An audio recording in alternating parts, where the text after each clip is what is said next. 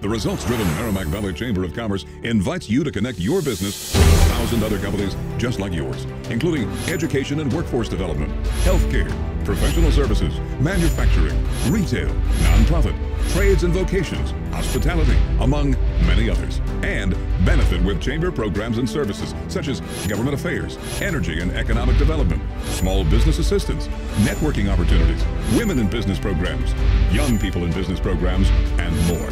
We invite your business to become a starring member of the Merrimack Valley Chamber today and see what a difference this chamber will make for you. Join your community's most trusted, effective, and relevant business network connection. Hello everyone, my name is Michael Bevilacqua, the Vice President of the Merrimack Valley Chamber of Commerce, and I'd like to welcome you all back to another edition of the Merrimack Valley Chamber Means Business program. I'm here with a special guest, Michelle, who's a co-owner of Goats to Go. So Michelle, welcome to the show. Thank you so much, Michael, for having me. Of course. Yeah, we are unique. Yes. We have goats, and we do a lot of fun things with goats. So Goats to Go, you're our first guest who's had a goat, I think. So that's a first. But tell everyone what Goats to Go is.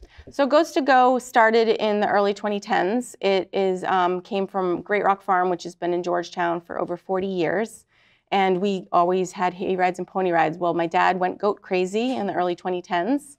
And Goats to Go now, today, is a family-run business that does goats eating brush and poison ivy at various locations, and also many, many goat events, goat hikes, goat yoga, which is the most popular, well-known, but not the most popular one. Goat mingles and snuggles seem to be the most popular with our baby goats. So. Oh, that's pretty cool. So, I mean, if you see a baby goat, you want to snuggle right with it. So I would like to snuggle one in bed, except for they do the number 2. Okay. Well, we'll keep it limited to the events then. Keep it clean. But yeah, goats, I think everyone who's watching has to have seen a picture of goat yoga in their life, and they wonder, I wonder where I can do that. Well, you can do that right here, and you have so many events. That's the great thing. You know, I've seen on your website, and obviously we post them as well, that you do so many events all throughout the area, so there's something for everyone. Yeah. Do you want to talk about some of those events that you run? Yeah, so our farm has evolved. It's a socialization for our baby goats. We have fainting goats. That's the breed of goats that we raise, and we have about 130 of them. We also have sheep, not as popular in terms of events, but we do, for instance, they're on their way down to Southington, Connecticut to work a solar farm, cleaning up the green grasses and vegetation around the solar panels.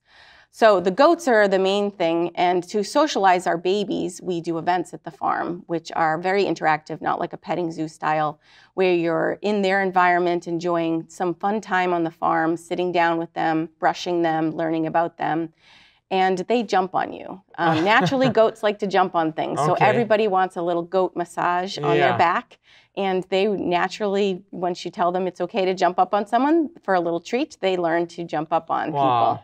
So everybody really enjoys the goat yoga. Yeah. I had people my first year back in 2017 say, I don't want to do yoga. And that's how I started doing goat mingles and goat yoga, goat snuggle classes. And the goats run around and still jump on people, interact with them, and get treats for them. And so that's how that came about. Then about 6 winters ago, I started doing goat hikes, and that's evolved and gotten really popular.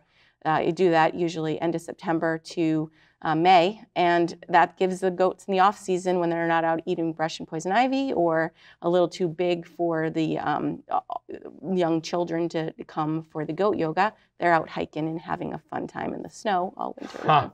So you have something for every season. Yes. And that's great. And like you said, if you have poison ivy, that you can have goats that go eat to clear up the poison ivy, which I don't think many people know about. Exactly. It's a more environmentally friendly way of ridding your backyard or a park.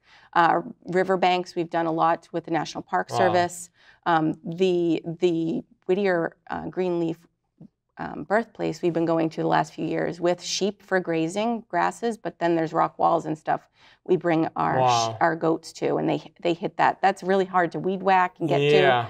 And then you don't always want to use pesticides. No, yeah. So the goats really go at it in all natural way. So all natural way. So win-win, including for the goats. So. Exactly. And then do they eat the Christmas trees as well? I've heard that in the past. Yes, yeah. So we've been doing charity fundraiser events every winter right after Christmas. And this past year we did Emmaus Inc. here in Haverhill, and we raised $1,100 that's great. For them. And I think our goats have homes. A lot of animals have a lot of support in the community, and I felt that Emmaus was a great opportunity for us to help the local community that had people might have been pushed out in the cold. So yeah, Emmaus is a great nonprofit right here in the Merrimack Valley, and it seems like you do a lot to give back to the community as well, which is a great thing. Yes. You know, Michelle, for people that aren't familiar with goat, I know like we just discussed goat yoga a little bit, but what is goat yoga? How would you describe it?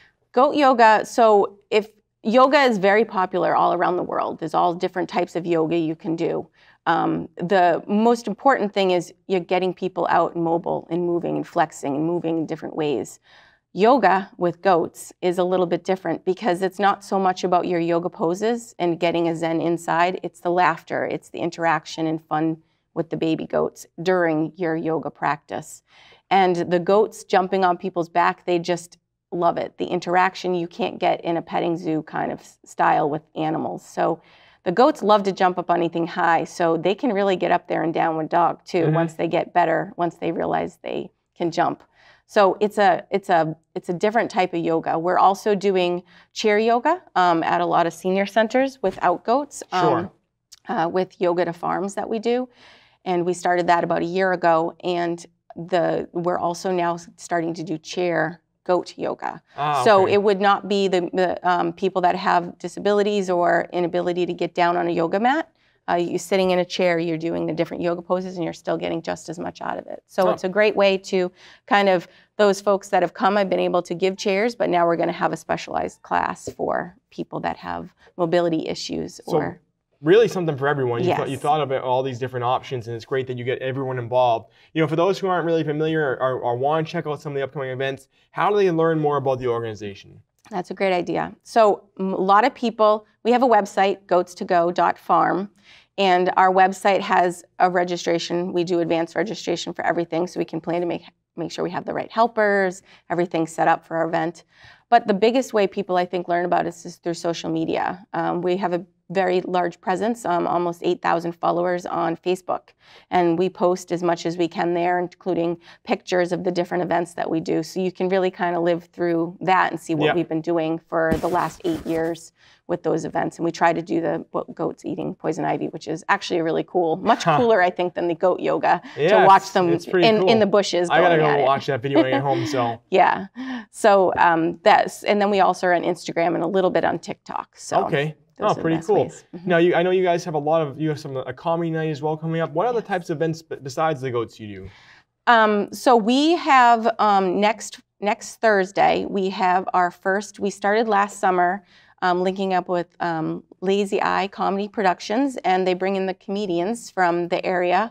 And there's comedians that come in, and we have a family fun, not family, more adult, but fun time on the evening doing comedians. And while the comedians are there, we also have a food truck and other opportunities for concessions. And while you're laughing at comedians, you're also laughing at goats coming over, knocking stuff over, jumping on you, interacting. So we've made it a really fun time. When we were sold out, we had up to 110 people at one of our events last year.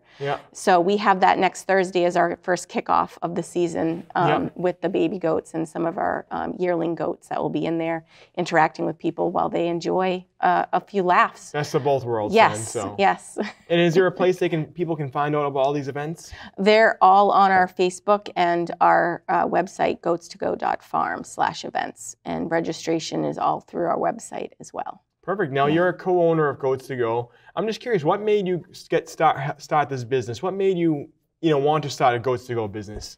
So, interestingly enough, I was in Washington, D.C. working for the Navy as an engineering manager for many years. Oh, wow. And this has always been a side business of family. Well, I moved home in late 2016, and I wanted to do one event. A lot of our goats, I probably didn't mention this earlier, but most of our goats go to Florida in the winter. They're snow goats, I call them, snowbirds. That's where we give birth and have We had 31 babies born this year, Wow. goat kids.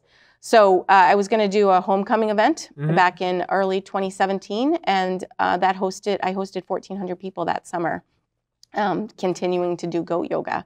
And then the following year, I added goat snuggle and goat hiking in the winter. And now we host over 5,000, as well as all the fundraiser events that we do for local organizations as well. Oh, that's great. So we have now also started branching out. We've been going to Small Ark Farms, Marble Ridge Winery in North Andover, and also Zovino's Vineyards in Sandown. We're starting actually this Friday. We're going to be doing that monthly, goat yoga there. And also some of the local breweries. Riverwalk in Newburyport was sold out within a few days, the first one we did, and we're doing another one on June 15th. And then Mill 77 is sold out every time too, and they're in Amesbury. So we're very popular, kind of bringing the animals to another location now as well. Yeah. Yeah, it's a great opportunity. If you're not really sold on the goats yet, you can go to these great locations. You'll have a great drink, have a great dinner, whatever it might be. But you're also going to introduce the goats. And I'm sure once people meet them, they want to go back and they want to do the goat yoga and do other things after as well. Yes, yeah, exactly. People want experiences, and that's what we're providing. It's not just your everyday kind of go somewhere to a farm. It's an experience that you're getting, family-based, a lot of them, as well as we tailor to adult fun. Yeah, that's a great way to put it. It really is an experience. And is it for all ages? Who are the people that would go to the classes? So, for instance, we just came off a week of doing our second annual Goats to Libraries and Seniors tour. We added seniors this year, and we allowed all ages. The babies are younger at that time. During the classes, we tend to, for safety reasons, children that aren't going to necessarily run or be too little because the goats jump. So we try to say 3 and above for those. We say yoga, they're really not going to pay attention until they're 5. So we try to say 5 and above for the goat yoga. And then we also have events throughout the year that are like a fall festival with a hayride, the Christmas tree. There's a lot of ones that are all ages. Just for safety reasons, goats will still jump in a stroller and jump up on you if you're hiking and you have a baby and a. They like to jump, you said so. Yes, yeah. So they'll jump up because they want a treat and to get right up there and personal with you. So the goats are quite comical when they jump around and, you know, not go in straight lines. So for safety reasons, but we do allow we have lots of people that come in wheelchairs, with disabilities, and we definitely accommodate all sorts of. So you make it open to everyone, which is great. So Goats to Go, if you haven't checked it out, next time you come, you got to bring a goat here, I think, with us, so you can have them jump on the table, I think. But I just want to say thank you again for being part of the show. Tell everyone at home one last time, the social media accounts or the website, whatever you want to tell them to check it out. Well, thank you for having me here today. I would have loved to have brought a goat, so they might have made a mess, but they would have definitely jumped up on this table. Our website and how we can be found best is on our Facebook page, Goats to Go. It's Goat TGO.